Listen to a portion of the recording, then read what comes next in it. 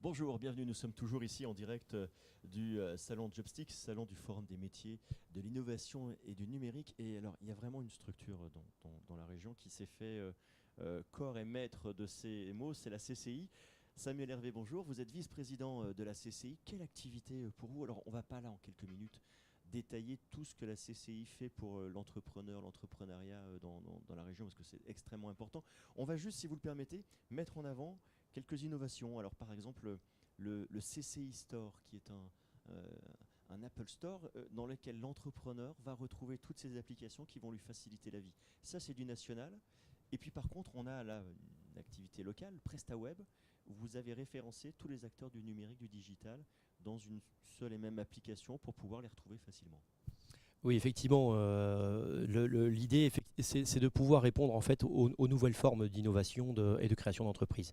Aujourd'hui, un créateur, un porteur de projet doit pouvoir, parce qu'il est pris par une idée subite en pleine nuit, parce que c'est son bébé, il veut activer ses réflexions et il a besoin d'outils. Et donc, ça doit être possible pour lui H24, 7 sur 7.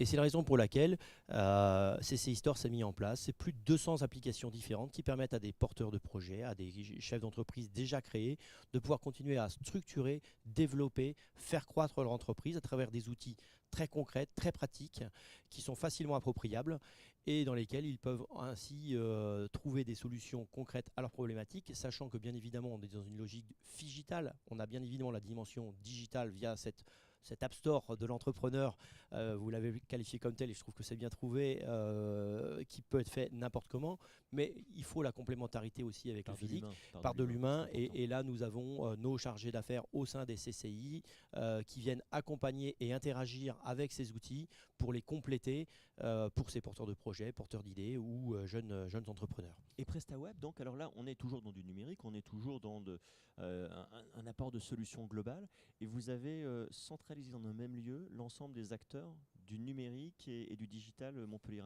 Ça doit en faire quelques-uns quand même. Oui, alors à ce jour, en fait, la problématique à laquelle on souhaitait répondre, c'était de se dire, voilà, je suis une entreprise, quelle que soit ma taille, 61 000 ressortissants dans l'Hérault, depuis l'entreprise à l'activité la plus traditionnelle jusqu'à l'entreprise numérique très disruptive. Pour autant, tous ces sujets, toutes ces entreprises, quelles qu'elles soient, quelle que soit leur taille, ont des sujets de digitalisation, de transformation numérique.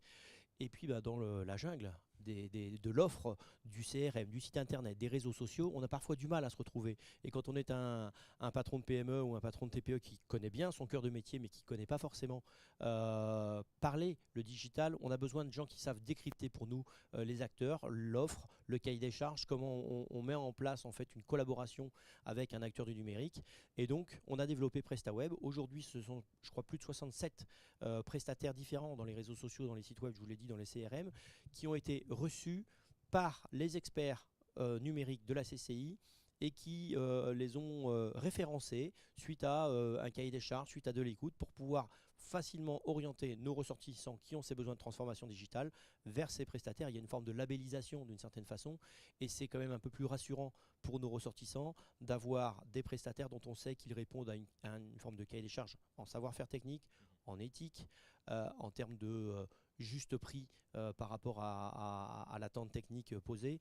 Et ça, je crois vraiment, c'est le rôle de la CCI de l'Hérault. C'est pas seulement qu'un annuaire, il y a une labellisation CCI qui permet de savoir un peu où on met les pieds en gros. Oui, oui, oui. Vraiment l'idée, c'est d'accompagner nos ressortissants à ne pas tomber dans les pièges du tout numérique sans forcément et puis payer pour des résultats qui ne sont pas ceux qu'on attend parce qu'on ne sait pas forcément gérer la relation avec un prestataire informatique et qu'il est important qu'il y ait un éveil des consciences, une éducation. Je ne vais pas parler d'évangélisation, ce serait un peu fort, mais en tout état de cause, tous nos ressortissants ont des sujets de transformation numérique et aujourd'hui Jobstick en est la meilleure illustration. Comment attirer et fidéliser des talents dans une entreprise qui se transforme numériquement, c'est un vrai enjeu et c'est une très belle initiative. Mais tout au long de l'année, indépendamment de RH, il y a des sujets de transformation digitale et nos entrepreneurs, nos ressortissants doivent être accompagnés. C'est toute la raison d'exister de PrestaWeb. Alors justement, nous sommes ici aujourd'hui. Jobstick est ici aujourd'hui sur le campus Montpellier Business School. Alors on va l'évoquer parce que je sais que c'est aussi le bébé du président André d'Algérie. Le futur campus, ça c'est l'avenir dans un quartier d'avenir qui pour l'instant n'existe pas. Expliquez-nous en deux mots. Oui, alors c'est vrai que c'est un projet qui est porté par le président Del Jari et qui lui tient très à cœur. C'est vrai que c'est important parce que d'abord Montpellier Business School est une école qui est aujourd'hui dans les meilleurs classements nationaux. Mais dans les classements nationaux, c'est une chose, sauf qu'aujourd'hui, le concert, il est international. Et pour jouer dans la cour des grands, il faut des infrastructures. On a parlé de transformation numérique. Il y avait tout à l'heure un professeur qui évoquait la façon d'enseigner aujourd'hui. Et cette façon d'enseigner révolutionne aussi l'architecture des bâtiments. Et donc Montpellier Business School doit s'adapter à tout cela. Et puis, c'est une école qui est liée à l'innovation managériale, à l'innovation au sens large. Donc, il faut qu'elle soit dans un lieu lié à l'innovation. C'est pour ça que le futur campus MBS sera sur le quartier Canvas CRS, qui est un quartier de l'innovation à Montpellier, prévu comme tel en tout cas. Et puis, parce que la CCI est naturellement proche de Montpellier Business School, le futur siège de la CCI de l'Hérault sera également sur ce campus. L'antenne orientale de la CCI d'Occitanie sera également sur ce campus. Et puis, il ne faut pas oublier que, bien évidemment, nous avons nos étudiants de Montpellier Business School, qui pour certains sont des apprentis. Eh bien, il y a également un centre de formation des apprentis ici à Montpellier. Ce CFA sera lui aussi dans ce même campus. C'est un campus de savoir, de l'innovation, de l'entrepreneuriat, qui sera réuni avec des méthodes et des architectures résolument modernes et qui vont apporter une dimension supplémentaire à la fois à MBS, mais j'espère aussi au monde consulaire. Alors vous, votre travail en quelque sorte, vos sujets au sein de la CCI, c'est l'entreprise, la création, la reprise, la transmission d'entreprise, et votre bébé à vous en quelque sorte, Oui. ça sera le 7 décembre, la place créative. Expliquez-nous un peu le principe de cette place créative. Nouveau nom, hein, c'est un concept que tout le monde connaît sans doute, mais là il y a une nouvelle dénomination depuis quelque temps. Exactement. La place créative a remplacé ce qu'on appelait historiquement le forum de la création d'entreprise. Et puis, le forum de la création d'entreprise a fêté ses 18 ans l'année dernière. Et pour ces 18 ans, âge majorité, âge de raison, eh bien, nous avons souhaité changer le nom, non pas parce que ça faisait bien de changer le nom, mais parce qu'on considérait qu'aussi il fallait un peu renouveler le modèle, parce que d'abord, ceux qu'on accompagnait historiquement étaient plutôt des porteurs d'idées. Et puis on a vu la population évoluer sur des porteurs de projets, puis des gens qui étaient des primo-créateurs, mais qui avaient besoin d'être accompagnés. Et en fait, on a vu des gens de plus en plus expérimentés finalement rejoindre. Et donc il a fallu faire évoluer la chose. C'est plus seulement la place créative, c'est à la fois la création, mais la créativité qu'on voulait regrouper sous cette dénomination.